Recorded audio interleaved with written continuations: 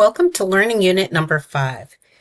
Learning Unit number 5 includes our final content that we're going to cover. Yes, you can see below we do have a Learning Unit number 6, and there'll be a separate video for that, but that's going to be our final course reflection and a little bit of time to complete the clinical practicum. So the practicum modules. So let's look at what we're doing for Learning Unit number 5. And I think the best way to do this is to note that we have 3 different content areas. And each one of these content areas are kind of diverse. So I want you to, as you go through, start thinking about what do they all have in common? Why are we looking at these 3 different topics in the one learning unit? And that's human factors or human factors engineering, patient and family engagement, and new nurse residency programs, also called transition to practice or TTP. And we're going to look at the TSAM model that UPMC initiated probably 4 years ago.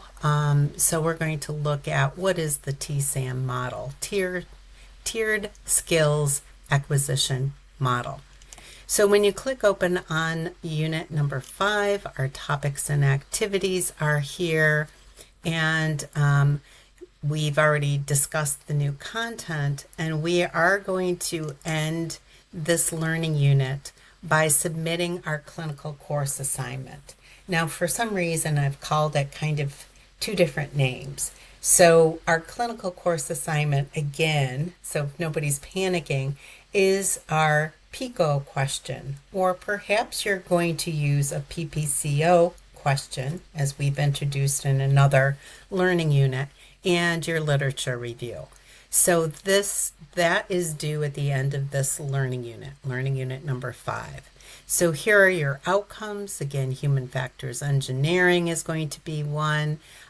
You're looking at the evidence, and that is your literature review. You're looking at the role of patient and family engagement specific to patient safety and preventing harm. We're going back to our zero harm article, and then transition to practice programs.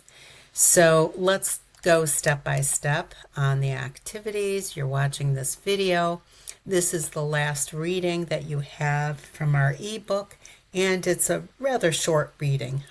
So you've had a lot of readings and a lot of materials to go through in this very brief period of time. So chapter 7 is what you're reading, and then there are 3 folders, and each of them doesn't have as much as I usually put in. So I think you're going to be at least a little happy about that. So the patient engagement really only has 1 article, and that's the zero harm in healthcare. And we're coming back to that by just reading 3 pages here. Here's the document we started earlier in this learning unit. We had additional readings. Now we're finishing up, and it really speaks to patient engagement and patient safety. So that's all in that. Human factors, that's what you've read in chapter 7 already, but a couple other shorter articles that can be helpful. This is just an image, a JPEG. So you can look at human factors, and maybe that will help solidify what human factors are in human factor engineering. And if not, I think this video will help. And the video is a 5-minute video. It is one healthcare system that's really tooting its own horn about a center that they've collaborated with a university to put together on human factors engineering. But the reason I selected it is because it was done just a year ago, and it's really interesting. I think they do a pretty good job of sharing human factors engineering and healthcare. So you have to get back or get past a few, they give themselves their own accolades, I think, but I think they deserve them. So a 5-minute video, and then to come back to here is an article by the Patient Safety Network, the Agency for Healthcare Research and Quality, PSNet. You can't see the whole top, but you will when you click on Human Factors Engineering, and it gives you some examples that are, I think, helpful. And then applications. It talks about usability, and so it's kind of nice to go through this, and it builds again on your readings from chapter 7. So that's it for human factors engineering. If I don't click on it again, and finally, we're looking at the transition to practice programs, also called the NRPs, nurse residency programs for new graduates. And when you click on that folder, why transition to practice? I kind of like this web link here because it doesn't have a lot of information, but this is from the National Council of State Board of Nursing. So the NCSBN, National Council of State Board of Nursing. And what I really liked about why transition to practice, it speaks about that our national council has looked at the issue of training and retaining new grad nurses. And we have some very difficult processes and initiatives we have a lot to overcome because the way we had been doing things has not been working. So I like this one section here, what the problem was, the impact, and it ends with this brief paragraph. So it's not a whole lot for you to look at, but I liked it. It really seemed to condense into one quick view the information that I thought was critical. Now, some of you are nurse educators and clinical nurse educators in the clinical arena and are involved in new nurse orientation programs. This is the TSAM model. It's an article about the TSAM model and the tiered skill acquisition model. So I'd love everyone to look through this and better understand.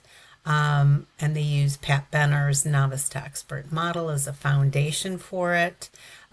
So it isn't really lengthy, but it talks about the different tiers, and you can better understand when you look at the TSAM model used for NICU nurses in this example.